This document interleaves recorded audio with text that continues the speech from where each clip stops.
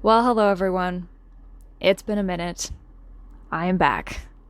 I want to give a heartfelt thank you to everybody who was so understanding when I announced about 8 months ago that I needed to go on hiatus. I needed to step away from the Deep Dive project for a while. It was 100% the right call for me to make at that point, but I'm back now. And I'm going to talk about all of that a little bit more towards the end of this video, but for now, let's go ahead and get into the reason why all of you have clicked on this video in the first place. Let's talk about Opus Dei. Roll the intro.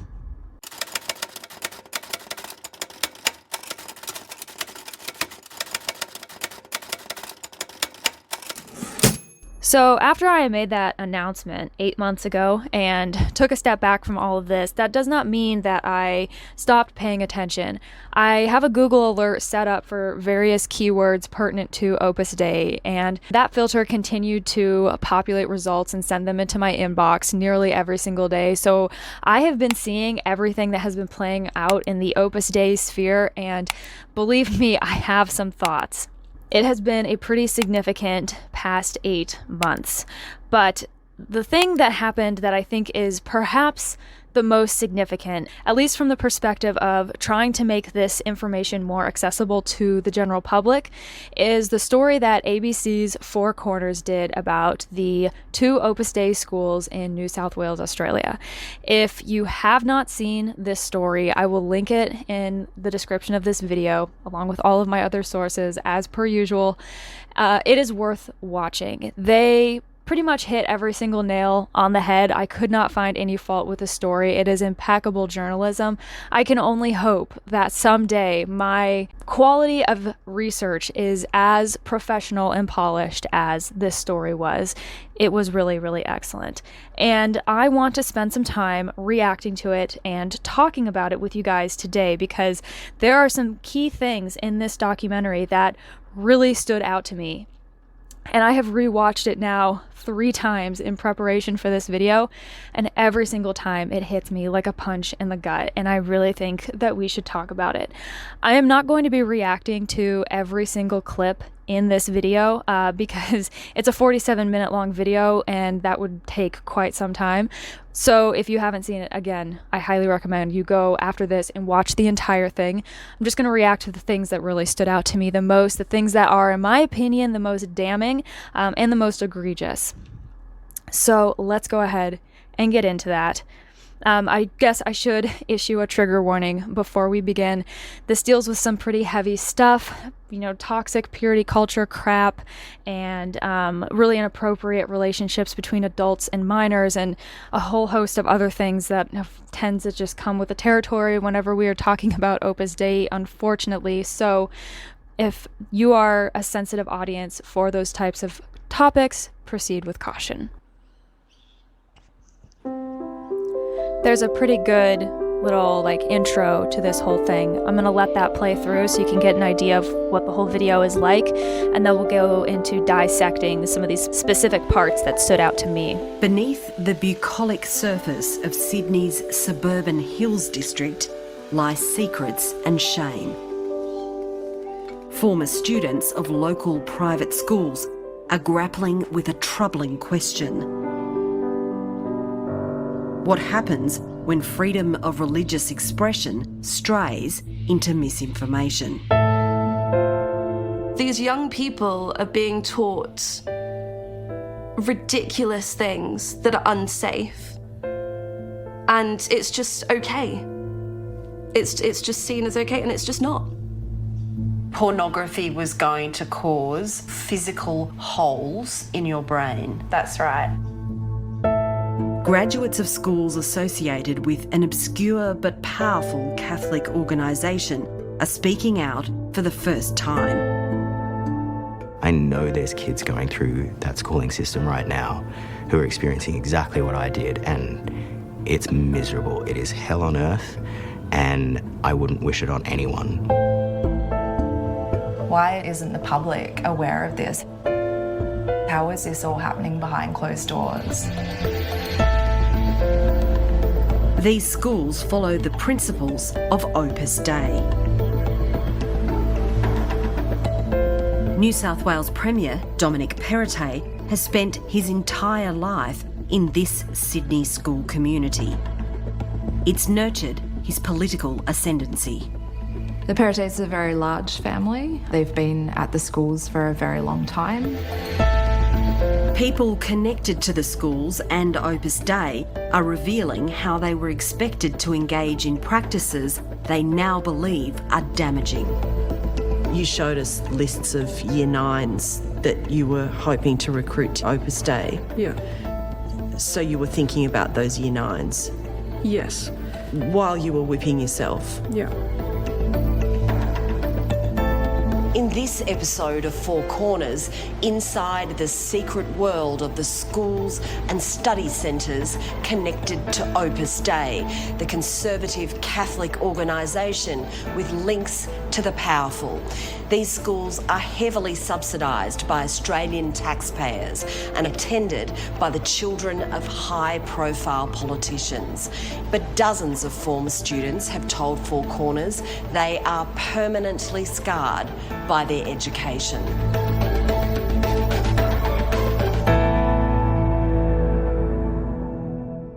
So, as we get into this, there are a few things that really impressed me after watching this entire documentary. The first thing that I really have to give props to this team for doing is they do a really excellent job of laying out the modus operandi that is employed in these schools when Opus Dei is going after literal underage children for recruitment into Opus Dei.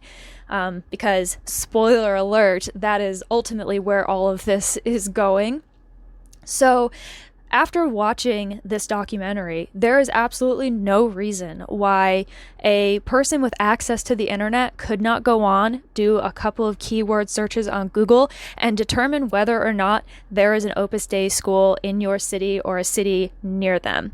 I highly recommend that you do that. If you have not done that yet, it is pretty fucking eye-opening. The other thing that I really like is they do a good job of illustrating how these schools are going after the children of the elites. And by saying elites, I don't mean people who are like part of some conspiratorial cabal. I just mean people who have won the generational wealth / economical success jackpot and are at the top of the societal food chain. These are the kinds of people that send their children to these really prestigious private schools like the two being showcased in Four Corners, like Tangara and Redfield. I think that that is really, really telling for all of the reasons that I have already mentioned in previous videos, plus the reasons that are brought up again in this video. It is just confirmation on confirmation on confirmation of everything that myself and so many other people have been saying for so long up to now. There is a very intentional, focused agenda, and once you know what to look for, it is not hard to see. How important was purity to the central ethos of the school? I think for girls, purity is everything. I think purity was our most prized characteristic above anything else about ourselves. We were given a piece of sticky tape and asked to pass it from person to person all the way around the class. And by the time it got to the last person, the teacher asked the class, what value does this sticky tape have anymore? Okay, that part hit me like a punch in the gut because it brought up a memory, a deeply recessed memory from my own Catholic upbringing. A lot of people seem to assume, those that are not necessarily a fan of my content here, that I don't know what I'm talking about even when it comes to the Roman Catholic Church. And that could not be further from the truth. I was raised a cradle Catholic. All of my earliest memories are shaped and influenced by the church and by my parents, who were very devout, still are very devout Catholics. And I remember when I was 12 or 13 years old, going to a retreat at a Catholic university called Steubenville. Some of you probably know where that is. And everybody was divided up. There was a whole bunch of kids at this thing. And everybody was divided up into little classes, and you kind of went around to different speakers throughout the day. And I think there was Mass at one point, and adoration at another point, and confession at some point throughout the day as well. To my best recollection, I believe it was an event put on by Regina Chaley. I don't think it was an Opus Dei thing, is my point, but we did this exercise in one of the classes. I don't think it was sticky tape. I think we used a piece of paper, like a piece of note paper, and it was given to one girl, and it was just a room of us girls, obviously, because they would split everybody up to do the sexual shaming, right? You don't do that with everybody in the same room. You divide and conquer. And so they had a group of us girls in a room, and they gave a piece of paper to the first girl in the first row, had her crumple it up, and then try to smooth it out and hand it to the girl next to her. And she crumpled it up and tried to smooth it out. And so it went on down the line until it got to the back, and it was a completely wrinkled piece of paper that was honestly pretty close to just kind of fraying and coming apart. And the message was the same as the message that these girls were told at Tangara. Who would want to use this piece of paper now that it has been crumpled up and used by everybody else? It's useless. And that was the message that I was introduced to from one of my earliest points in my young adulthood, one of my earliest lessons on my sexuality and what it meant. The impact that leaves on a child's psyche, you will be unpacking that for years. Hopefully, if you are privileged enough, with a therapist who knows what they're doing. That's what I have done. And I know that I am not alone, and it breaks my heart that this kind of disordered thought is still going on. And just wait, because it gets better. Worse, but this video continues to make my point for me. Sticky. It doesn't fulfill its function anymore. And the teacher said to us, that's what happens to you when you have sex before marriage, when you have multiple partners. It doesn't fulfill its function anymore. Ladies and gentlemen, let me be the first to tell you, if no one has ever told you this before, you are not a piece of sticky tape. You are not a piece of chewing gum. You are not a piece of notepaper. You are a human being with free will and lived experiences and much more that goes into your makeup than the materials that go into making a piece of paper or a piece of tape.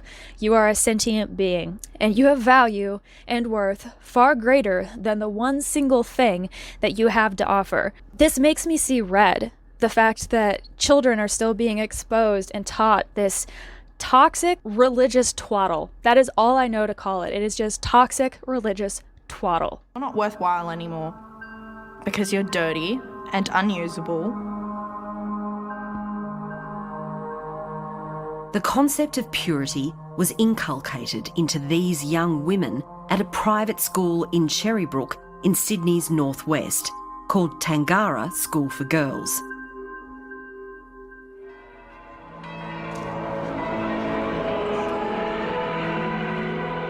Tangara and its brother school, Redfield College, follow the philosophy of Opus Dei's Jose Maria Escrivá.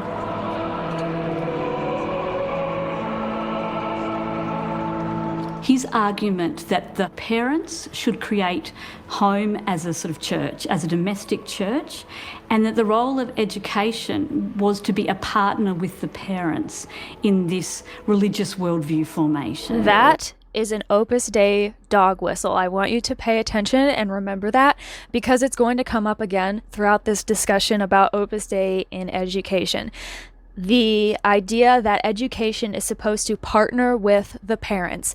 Partner with the parents. That is a dog whistle, and you will see it mentioned again. If you are looking at a school trying to determine whether or not there's an Opus Dei influence and they're not being terribly overt about it, listen or look for that phrasing that tells you everything that you need to know. I would bet you dollars to donuts it's an Opus Dei school, because they all say the same thing. It's like they follow a script.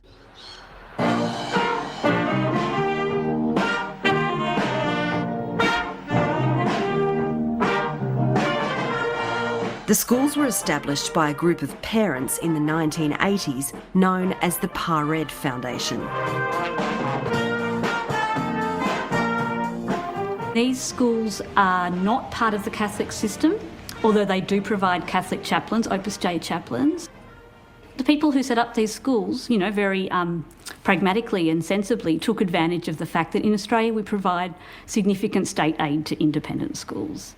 And now I would say that Opus Dei's biggest realm of influence in Australia and where it is able to get the most traction is through these educational structures. We were all given what was called a tutor at school.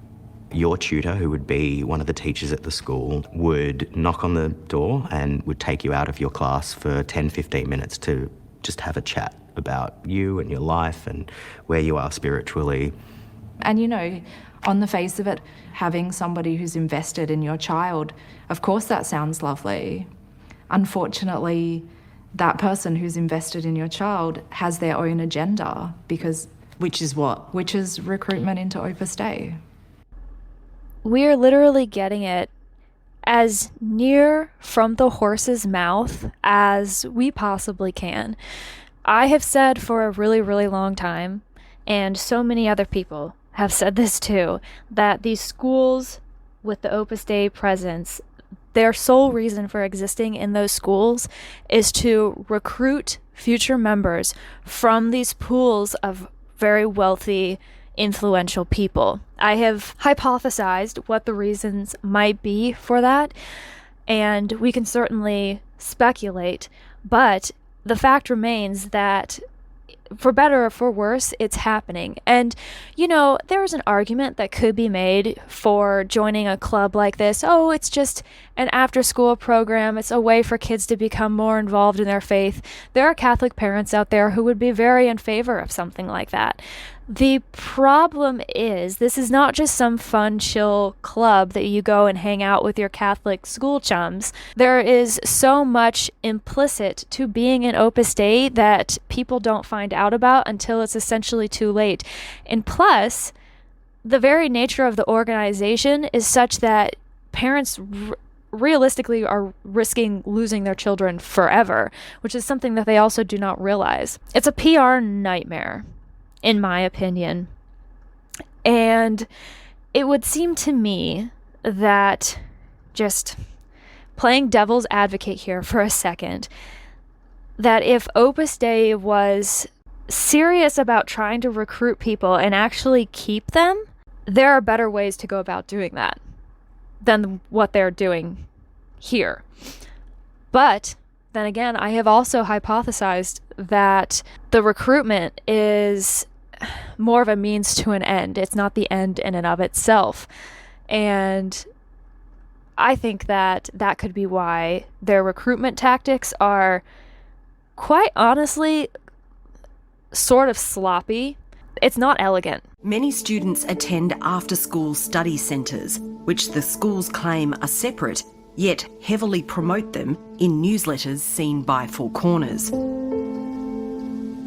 If you were to go to the Narana Study Centre after school, one of the numeraries who lived in that facility would tap you on the shoulder. They would ask you about your life and have you started to notice girls and what do you think about girls and have you thought about joining Opus Dei? So, Alex, you have a list of names here of people. It says year 9. What's this? That's a list of the girls that I was working with at the study centre. I was helping, trying to get them closer to God, but also possibly see their vocation to Opus Dei. We were really encouraged to have a list so that every month you could kind of report back on what things you'd actually done with those people individually. So they keep track of everything. Like there was a literal folder that had these people's names in it. But I'm looking at this. It says year 9. Like these are 14-year-olds. Yeah, look, I definitely think Opus Dei tries to attract people quite young because when you're that young and you're a teenager, you see the world in an idealistic way.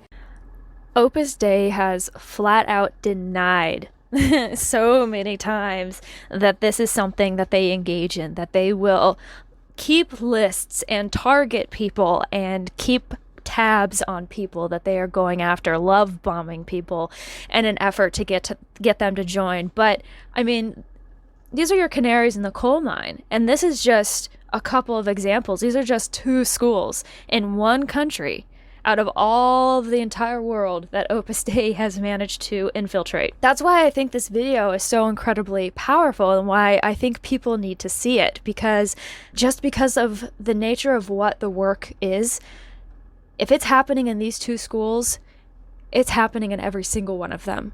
I would bet you all of the money in my bank account right now that it is happening in every single school. And I don't care what Opus Dei apologist comes on here or comes at me in my DMs telling me that I am wrong.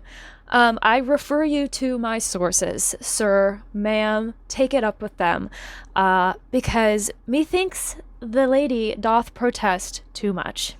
Alex was a numerary. She lived in the study centre with another numerary, Katrina Alvear, a teacher at Tangara. Katrina Alvear definitely had a list.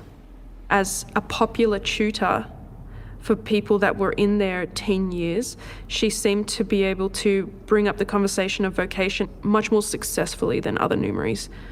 So from what you saw, Katrina Alvear was trying to recruit teenagers to Opus Dei. Definitely. I have said it before and I will say it again. This is just so incredibly unethical. When you are underage, your ability to consent to things that are going to have lifelong consequences is so incredibly limited. You have no business, in the vast majority of cases, making that kind of a decision if you are under the age of 18. And even 18, frankly, seems really, really young. And I'm saying that as someone who left home and joined the military when I was 18. Looking back on that now, it just seems so incredibly young to be making a decision with such permanent ramifications like this. It just makes my heart hurt. The Pared schools and Opus Dei denied in statements they attempt to recruit students and say they do not encourage Lies. the practice. The allegations go further. And we just wanted to make sure that you knew about purity and love.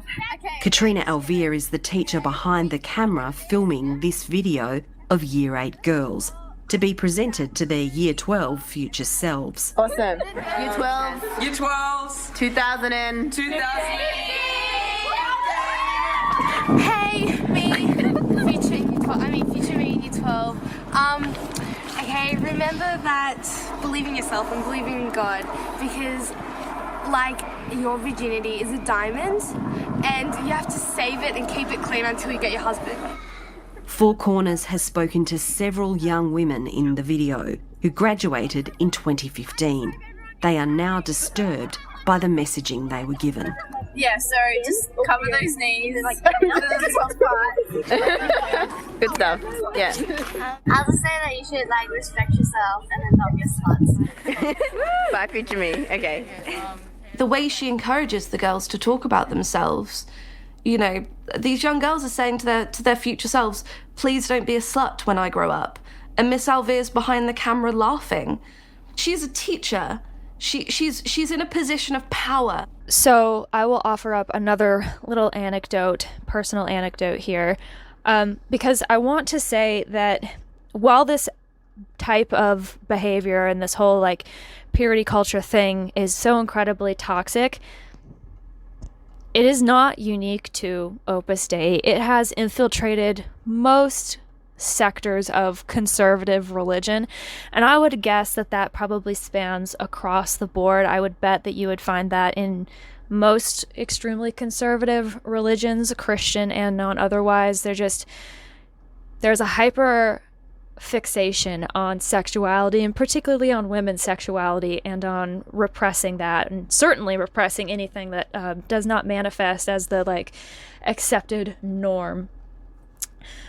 So if you didn't grow up in purity culture, if you weren't exposed to that kind of thing, consider yourself lucky, because it is pernicious. And once those seeds are planted, it really does take a lifetime to uproot them all and plant better things in their place. So sort of in the same vein as that Steubenville retreat that I mentioned that I went to that one time, there was always this type of purity narrative sprinkled into nearly every single thing that I did in the church that was geared towards young people. This type of purity stuff was just in there. And it is insidious because you don't realize that it has taken root until you are really faced with it. And I will never, ever, ever forget when I was forced to reckon with it myself. I was 19 years old. I was in the military by this point. I was on my own.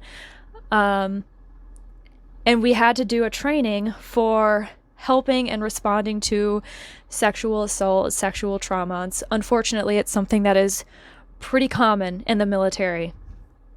And the presenter that was giving the talk at that particular time had a whole spiel talking about how it's important to be sensitive to the needs of the victim, to reinforce for the victim that it is not their fault and that they did not ask for this and that they are not the ones who are guilty and that the guilty parties are the ones who deserve to be held responsible. Very basic, I'm sure what most people would consider common sense ideas around dealing with a victim of a really sick crime like sexual assault. But to my ears and to the ears of several other people that were in that room with me, this was complete and utter news. And I feel so sick admitting this now, but again, you cannot know what you don't know. But once you know better, you do better. And I've tried to do that because I did not know up until that point that a victim of sexual assault is not the one who is at fault for the thing that happened to them. That it does not matter what you are wearing, what you are doing, or where you were at. That does not give someone the right to have unfettered, unrestricted access to your body. No ifs, ands, or buts about it. And God bless this speaker for having the patience to deal with a room of rather disgruntled people being told that the perspective that they had been raised with their entire life was toxic and wrong. She did it with such grace and patience. I am sure that it could not have been easy for her to deal with a room of what was essentially teenagers, 18, 19, and 20-year-olds, and having to tell them that, no, actually, when someone's the victim of a violent crime, it's not their fault. Can you believe it? It's not their fault. When you're raised in this environment, that is not something that is generally emphasized. And even though someone may have not come up to me and said, hey, if you're raped, it's definitely your fault. But it was implicit in everything else that was said. It was, oh, well, good girls don't do fill in the blank, don't wear fill in the blank. Oh, well, what was she wearing? I'm not even kidding when I say that that kind of thing happened. There is a reason why I was so incredibly surprised when that instructor told us what she told us, and why it was so hard for me to reframe my thought process around rape and sexual assault. That came from somewhere, and I am pretty sure I know where. And those same roots have spread into everything, and it's not surprising that they've spread into Opus Dei. I know that that's a little bit of an aside to all of this, but I think that does a really good job of illustrating how genuinely insidious this purity culture bullshit is, and how it can poison your mind and you don't even realize it, can make you say and do some really terrible things because that's what you think is right. And it's really, really sad. As well as being expected to wear the spiky barbed wire-like sillis around her thigh, the 18-year-old Numeri was also given a discipline with which to whip herself while she prayed. So you showed us lists of year nines that you were hoping to recruit into Opus Dei. You were thinking about them as you were whipping yourself. I think it's difficult to hear those words spoken back to me because when I think of it now, it seems so wrong.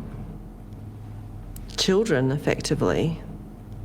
Yeah, that's right. I think the word that she was looking for was repugnant. It is repugnant that this is something that is happening. And I'm not a psychologist, but I would love to get a psychologist's take on this, because I feel like there is something really deep going on here. You put these relatively young people, I mean, she was 18 years old when she became a celibate numerary, in these really high pressure environments like Opus Dei creates. I mean, it's essentially a pressure cooker in these centers, right? And you place all this pressure on these individuals to continue to recruit for the organization, because let's be real, that's where a lot of the time and energy goes. I mean, you can see the proof in the pudding here. And then you are told to practice self-mortification in an effort to get more people. I'm sure that there's a mental thought process there. I'm not feeling creative enough to go through the gymnastics to get there myself, but that has got to be doing something to your brain. And then the fact that these were children that she was whipping herself over, it's really sick and it's disordered. And to be clear, I don't blame this particular individual. She is as much a victim as anybody else. She was way too young to be in that environment. She did not stand a chance. The blame is not solely on her shoulders. Yes, she was the one that was doing it, but when you are placed in an environment like that, it's like your free will gets hobbled and your critical thinking just goes right out the window. I don't find it surprising at all that she was doing something like that, knowing what I know about the organization and how incredibly intense it is. But it is absolutely repugnant. It makes me extremely angry. I think that the schools are completely dishonest about what they are. I think a lot of the parents at the schools are actually in the dark about what is happening inside those schools. I mean, you have to think so, right? What rational, normal, loving, caring, capable parent would ever willingly place their child in an environment like this? Even if you would support your child going into the religious life later in life, I think the idea is always that that is a decision you make as an adult with a fully formed conscience and with independence. You're not coerced into it from the moment you walk through the doors of your high school at 14 years old. One of these things is not like the other. One of these things should go die alone. As well as anger about these practices of what Opus Dei numeraries were expected to do, Tangara alumni are also disturbed at being taught false information. One of the things that most concerns them is negative messaging about the HPV cervical cancer vaccine that is given to Year 7 and 8 students in schools across Australia. The school sent home a letter to the parents saying that we have to offer this to the girls. We recommend that they don't get it because it promotes promiscuity. It encourages them to sleep around and be unvirtuous to their future husbands. From what I can tell, 3 or 4 people out of a class of 35, it worked. The letter worked. There were only a few of us that went and got the vaccine. Vaccinated young women describe a so-called walk of shame. Sam Green recalls a teacher's reaction when she raised her hand in class to say that she and another student had to go for their injection. She launched into us and, was telling us it was a terrible idea for us to go and get this vaccine. It's encouraging us to sleep around. We are going to be sluts when we're older, all these sorts of things. I raised the very valid point with her that I could get this virus from my husband. And she basically told us to not come back after we'd had the vaccine back to that class. A parent of a graduate of the class of 2020 told Four Corners she was called to a school meeting where the vaccine was discussed. She was horrified to hear it being discouraged on the grounds that the girls wouldn't need it because they would only have one sexual partner. When another mother challenged this, There was a noticeable cooling in the room, and she was stared down by other parents in attendance, and her comment was not responded to by the presenters. Tangara admits it wrote to parents about the vaccine prior to 2020, when it claims it was relatively new. By 2020, the vaccine had been given in schools for 13 years. The school's statement says they now provide information to students that's in line with accepted medical advice. So we were given a worksheet in class with this image. So they're going to get into some really ridiculous stuff about pornography here, but I want to circle back to the HPV vaccine thing because this is a pretty big deal and it's pretty common. I remember when the HPV vaccine first came out and became widely available here in the United States. It was back around 2009 or 2010, maybe even a little bit earlier than that. I can't quite remember. But I do remember the moral outrage from everybody in the Catholic sphere about this thing. I grew up listening to a lot of EWTN. I actually have met some of the people that have had shows on EWTN back in my youth. And it was a big part of my growing up. And even when I was younger, I enjoyed listening to it too. But anyway, I digress. I remember so many of the talk shows talking about this HPV vaccine. And I remember one show in particular, this woman called in. It was like a call-in type thing where you ask questions. And this woman called in and said that they'd gone to their annual checkup with their children, and her daughter was 13 years old, and their pediatrician offered their daughter the HPV vaccine because it was available now. And her response was, "Oh, I'm not going to need that. I know what kind of girls that's for." Very subtle slut shaming, right? Very subtle. And this mother and daughter were lauded for being so virtuous and so in touch with reality, and good for you, Mom, you're doing the right thing. That's exactly the kind of attitude we want our daughters to be raised with. There is certainly a conversation to be had about vaccines and vaccine safety. That should be a part of every conversation you have with your doctor anytime you are considering getting a type of vaccine. They include that insert with the vaccine for a reason, so that the consumer or the patient can practice informed consent. But that is not what this is. This has no basis in reality. It has no basis in science. It has no grounding in anything other than, from what I can see, some very antiquated Victorian idea of female purity. But you would be shocked by how incredibly common it is.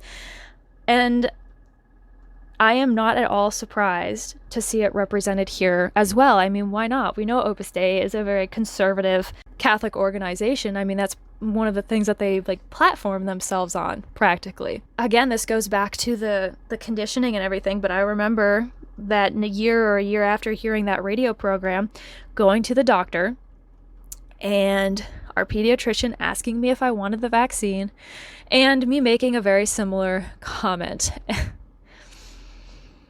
And this doctor kind of looked at me and kind of looked at my mom, and I think she knew. I think she could put two and two together, and she knew to leave well enough alone. I am sure she had some thoughts. And God bless her for not saying anything. I would have had a hard time biting my tongue, because there's just so much wrong with that idea. There's so much wrong with the idea that the only safe sex is with your husband, and that the only sex worth having is with your husband, or that if you only have sex with your husband, then everything will be okay and you will lead a charmed, perfect life full of sexual fulfillment. We all know that that is not the case. A real quick scroll through Reddit will show you that there are so many people on there talking about sexual dysfunction and the role that religion played in creating that. And then also to say nothing of people who've been sexually assaulted. Imagine what it's like for a child who's been sexually assaulted or molested to hear that they don't have any worth if they have already been with someone sexually before marriage, or hearing that they're not going to need this because the only person they're ever going to have sex with is their future hypothetical spouse. It makes me really, really, really, really, really angry. And again, I think it's just sloppy. If you want to have a nuanced conversation about vaccines through the lens of religion, you can do that. But maybe an independent school that isn't even a religious school to begin with isn't the place to do that. I don't know. It's just a thought. I'm not advocating for those kinds of conversations, by the way. I'm not saying that I think that that's good or right or anything like that. I'm just saying that if you want to do that, if that's something that's important to you, there is a way in which you can go about doing it, and this ain't it. That's all I'm saying. So we were given a worksheet in class with this image, and our religion teacher told us that the images were MRIs of brains with physical holes in the brain tissue. So where are the holes? So these dark places here that are illuminated, which are really just the basic anatomy of the brain, we were told that those were the holes caused by pornography. That pornography was going to cause physical holes in your brain. That's right. And myself and my best friend at the time sort of immediately knew that, that wasn't real, because it would kill you if you had holes in your brain. Isabella's mother was so concerned, she requested a meeting at the school. We were essentially told that truth and fact is secondary to, your ethos.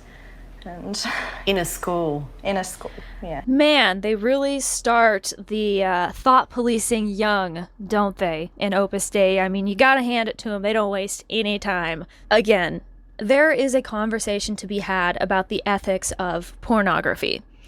It's something that I am pretty well educated in myself, because there is a link between pornography and human trafficking. That is a conversation that is worth having.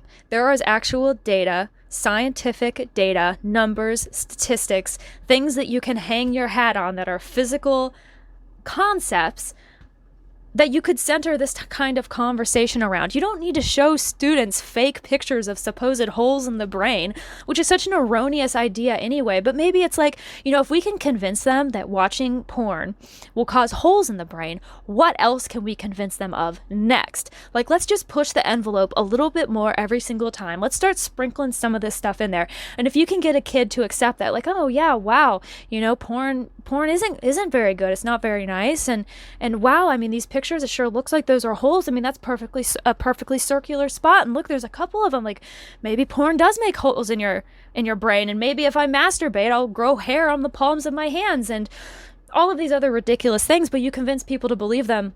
It's easier to convince them of even more ridiculous things later on down the line. And you completely cripple someone's ability to think critically, practically before they even formulate the ability to think critically at all. Good on her and her friend for having the clear-sightedness to realize that this was complete and utter horseshit, and then to call it out. Like, that's a bad bitch move. Just straight up. Tangara received $5 million in government funding in 2021, up by $2 million in just the previous 5 years. Pared's 4 schools in Sydney received more than $20 million in government funding in 2021. If they're receiving this level of taxpayer funding, why aren't they accountable to the taxpayers? Why isn't the public aware of this? How is this all happening behind closed doors? When I got to Tangara, there were sections of textbooks blacked out, like with texta, that related to sex education. This is really about access to information about female health. It's the state-approved curriculum. Exactly. Is religious freedom ever an excuse for teaching students information that's demonstrably untrue? Never. You go to school to learn about things that are true things which are provable. You don't go to school to be given misinformation and lies. Here's the thing. If a group of parents decide that they want their children to be educated in a tightly controlled environment that reflects precisely their worldview, and they get up the capital to make it happen, it might be shitty, but they have every right to do that. The thing that I take issue with is when these operations are put into practice and then they find a way to receive more funding from sources that do not realize what it is they are funding. Let's put the shoe on the other foot for a minute, right?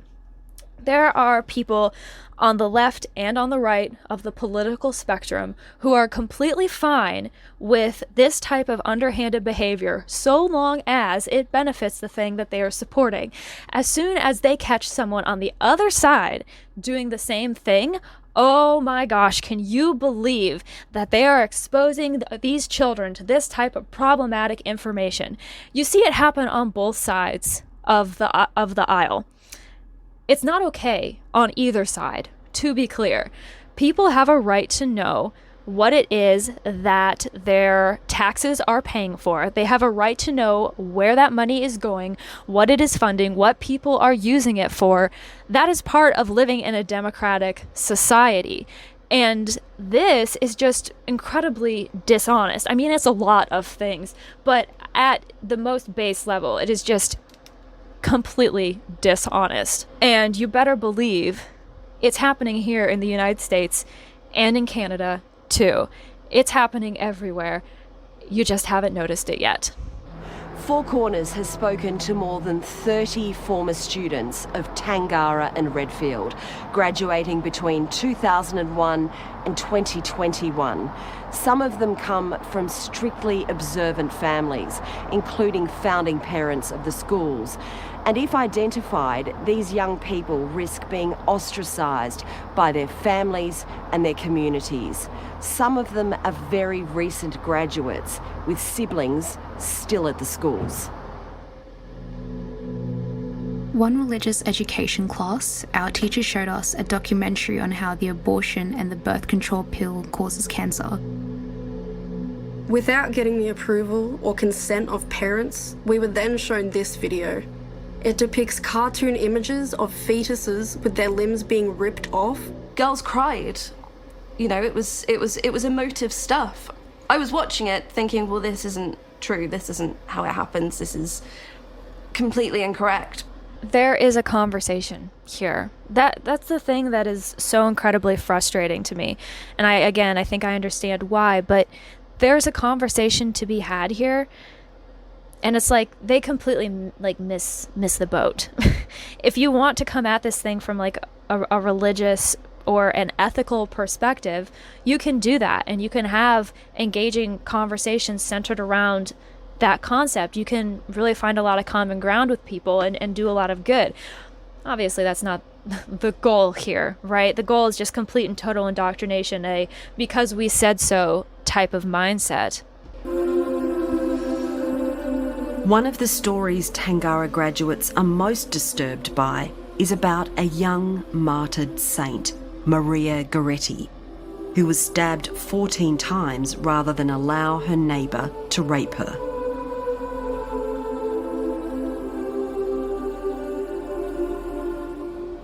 I feel sick when I think about my education. Maria Goretti is one of the things I always think about. Maria Goretti was only 11 years old. She made the decision that she would rather die than go to hell for being a victim of rape. And we were taught to glorify her and revere her as a symbol of chastity and purity and virginity, and a teen saint that we should aspire to be like in our daily lives. The message that we got was definitely that once your virginity was gone, you were worthless. Even if you're raped. Exactly, yeah. Maria Goretti is a huge deal in conservative Catholic circles. She was a huge deal for me and my friends growing up, and I think probably still is, based on some of the things that I have seen coming out of the traditional Catholic community. And as a child, being exposed to that story is really, really traumatizing. I think I heard that story for the first time when I was 10 or 11 years old, before I even really understood what rape was and what that meant. Just the idea of this violence being inflicted upon this young girl who was at that time not so much older than me, trying to imagine myself in that situation was absolutely terrifying. And then you have all of this other stuff added onto it, the whole like worthlessness aspect and the purity aspect and the fighting to keep yourself sexually pure for your husband, right? Because it's all for the man, you know. The man's the only one that matters here. It's all for him and his gratification. Ultimately, that's really what it comes down to. Like, let's just be fucking honest here. That causes some really deep damage that it takes a long time to work through. And you can tell in the faces of these interviewees, they're still working through it themselves, and some of them are older than I am. The idea was that men couldn't control themselves, basically. Men had these urges, and I don't know, women supposedly didn't, and it was kind of our responsibility to help men, I suppose, by not tempting them. Men are wild stallions and it's up to women to hold the reins. Yeah. Men are like dogs, and if you put the food in front of them, they have to eat it. These messages have been communicated even to the most recent graduates. I can never remember ever being taught any form of consent education, besides being told how men might take our short dresses and excessive makeup as consent, blaming us for giving them that idea. It's like leaving the door unlocked for a robber. We were told it was our fault for making a man lust us. I was depressed because I had been sexually assaulted. The teacher said we are making our hearts dirty when we have sex with more people. I hope you don't mind me interjecting my own personal perspective on this thing. The whole topic of purity culture is one that is, I say, near and dear to my heart. I hold no affection for it, but it did shape in a very significant way my perspective of myself and other women and the role that I occupy in the world. So hearing these types of beliefs being espoused so many years after I've been kind of out of that space, it brings up a lot of really intense emotions. I am angry for the sakes of these children and adults that were put through this environment, but I'm also angry for the sake of myself, because we were all so young and had absolutely no say in the type of education that we were given. And, you know, when it comes to purity culture, and I'm trying very hard to separate this out from the discussion of religion, one, because purity culture, I think, has bled into a lot of social groups. I don't think it's necessarily just landlocked to religion, but also because I don't want to alienate those of my audience who are still extremely religious or still Catholic. In the discussions and information that was presented to me from this purity culture space, which was usually in a church setting, but that's only because that is where 90% of my social interactions came from when I was growing up, there was really no talk of consent. There was no talk of the idea that sex should feel good for the woman too, that sex is about more than just reproduction.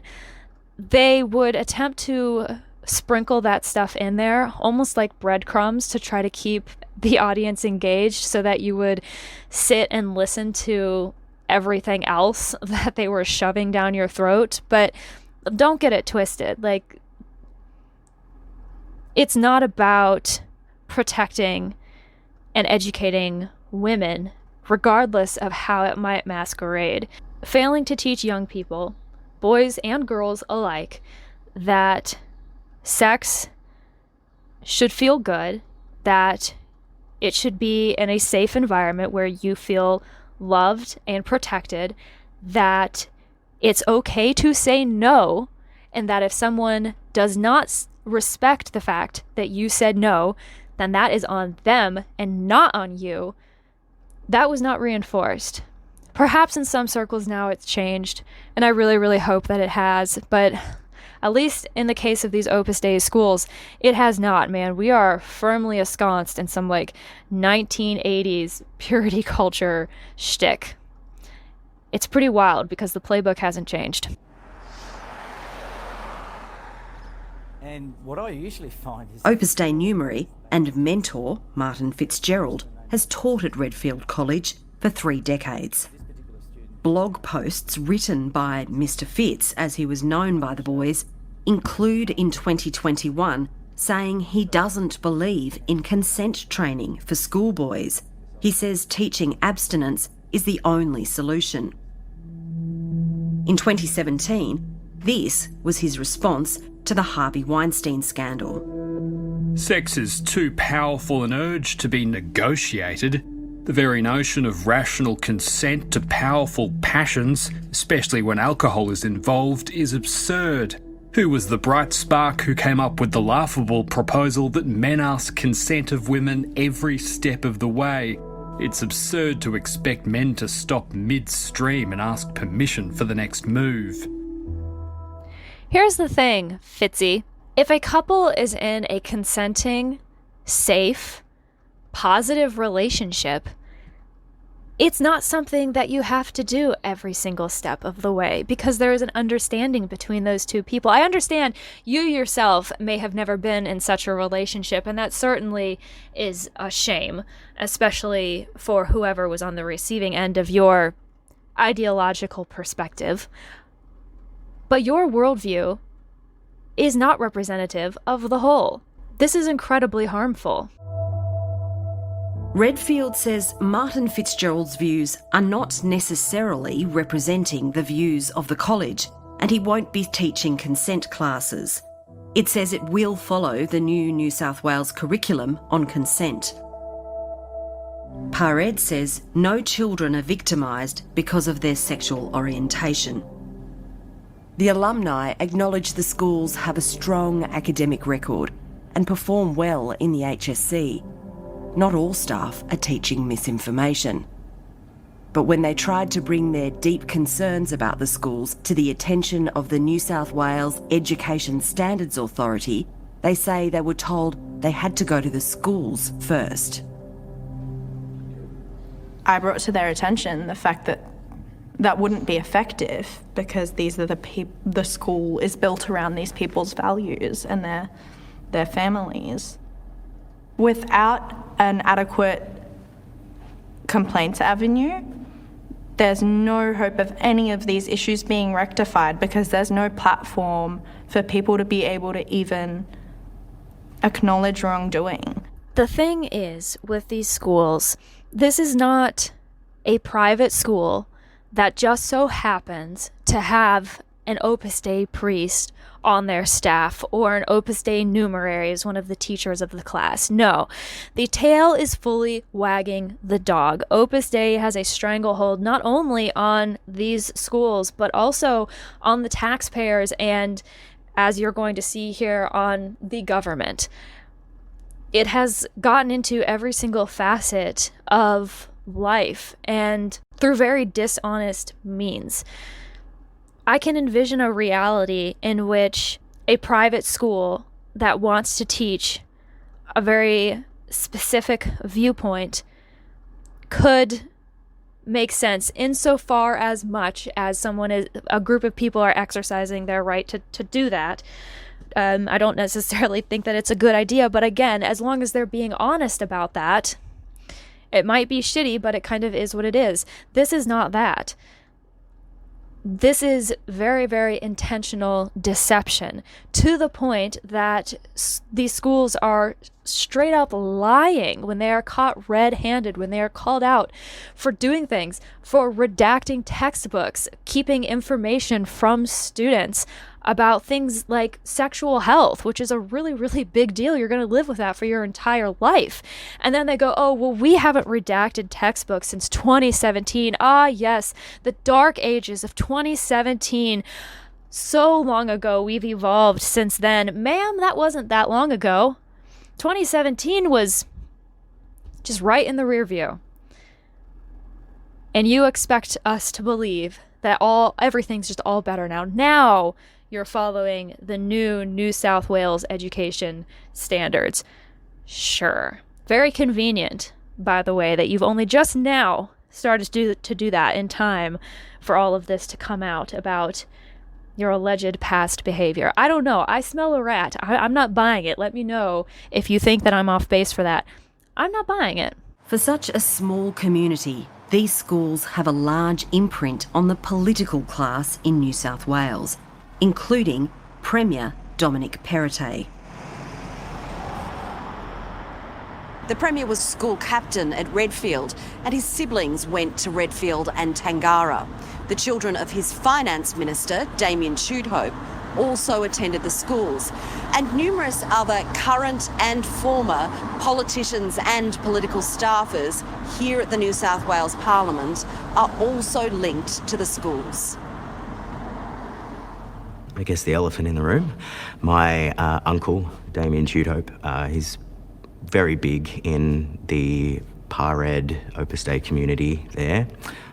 He's the Finance Minister in New South Wales. Finance Minister of New South Wales, I believe the leader of the upper house of the New South Wales Parliament. So all of my cousins, all of Damien's children went to Redfield and Tangara.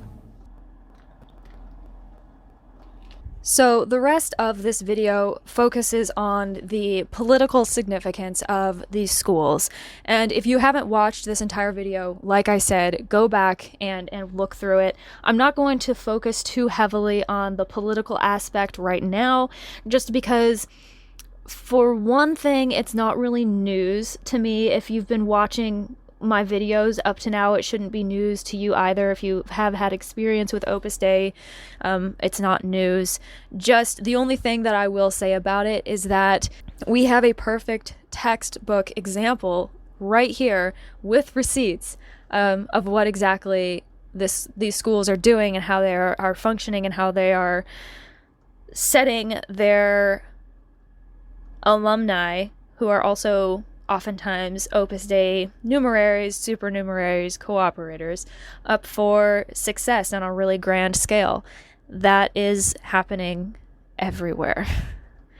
And I say that with the utmost confidence and sincerity. The proof is in the pudding. All you have to do is look, and it's not very hard to put two and two together and figure out that what's happening here is happening everywhere. I really do have to hand it to Opus Dei, like school to school, continent to continent, the playbook does not vary much. It is pretty much standard par for course to enroll these children in a private high school when they're 14 years old, assign them a mentor, someone to oversee their academic and spiritual success, which sounds very lovely on the face of it. I mean, what concerned, caring parent wouldn't want that for their child?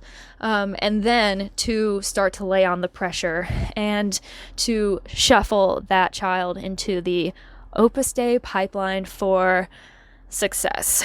So I just wanted to talk about some of those key points in this video that stood out to me. These are the things that stood out to me upon my initial viewing of it.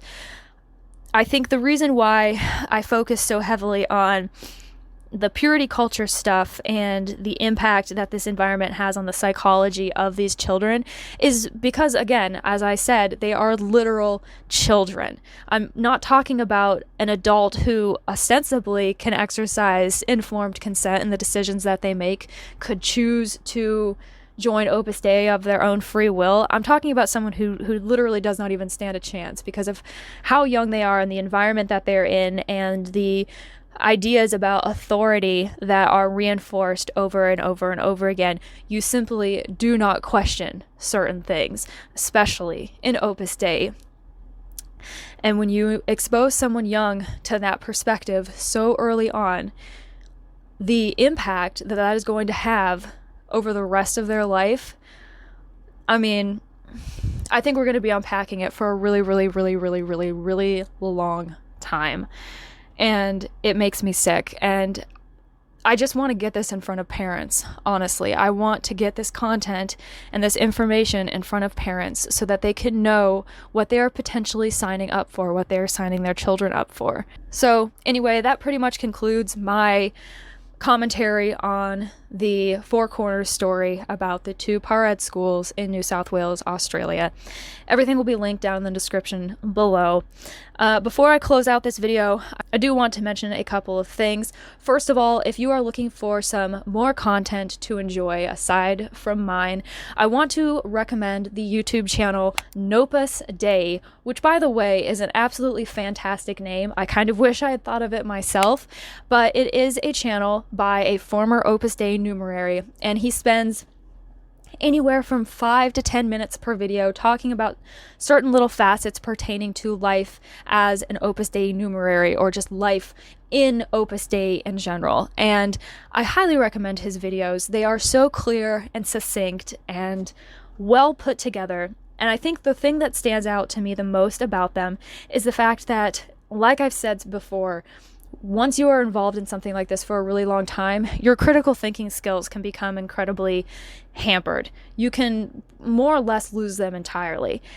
And that doesn't mean that you can't get them back, but I know it's not easy. I know it's not easy to leave and to find your identity again and your sense of self and all of that. But he is able to convey his thoughts so clearly, and the critical thought that goes into them is so evident. So yeah, if you want to support someone else who is shedding light on this topic, please go and subscribe to his channel.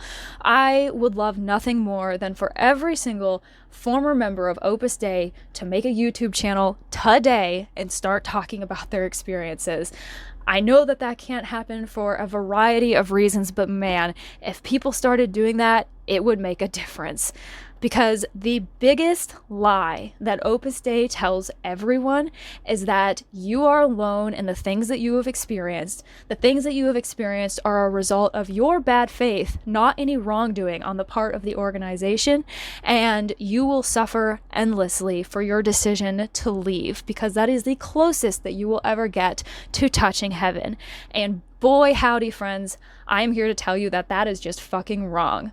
And the more of us that stand up and start talking about this, the harder and harder it is going to be for Opus Dei to refute this.